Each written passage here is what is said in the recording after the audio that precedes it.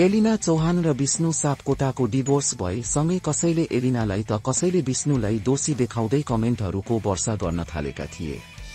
एलिनाले आफ्नो सोशल मिडियामा धोका पाए जस्तो भान हुने गरी दिनहुँ भिडियो हालेपछि त झन् उनको फ्यानहरूले विष्णुलाई गाली गर्नुसम्म गरेकोले विष्णु हैरान अनि मौन नै रहे।